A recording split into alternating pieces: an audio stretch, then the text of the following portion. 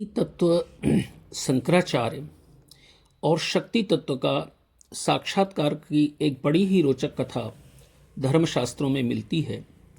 आदि गुरु श्री शंकराचार्य एक अवसर पर शाक्त मत के तात्विक खंडन के प्रयोजन से कश्मीर की यात्रा पर गए हुए,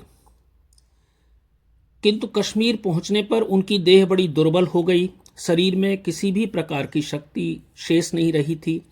वो एक वृक्ष के समीप बैठे और अशक्त होकर के वहीं पर शयन को प्राप्त हुए।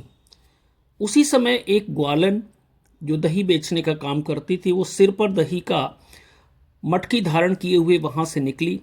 आचार्य का कंठ बड़ा शुष्क था, उदर में बड़ा दाह हो रहा था। उन्होंने संकेत से उस ग्वालन को अपने समीप बुलाकर थोड़ा सा दही देने का अनुरोध किया।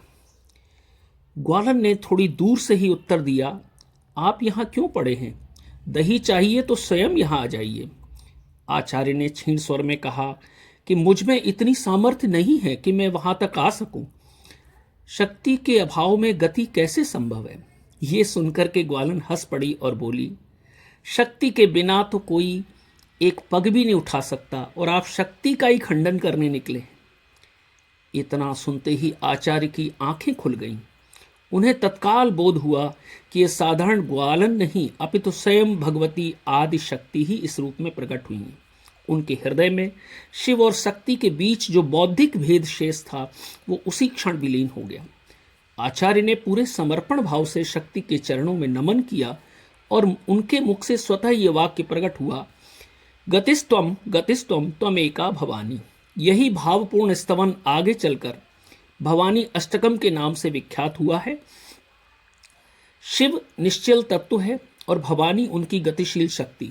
दोनों भिन्न प्रतीत होते हुए भी वस्तुतः वो दोनों एक ही हैं, अभिन्न हैं।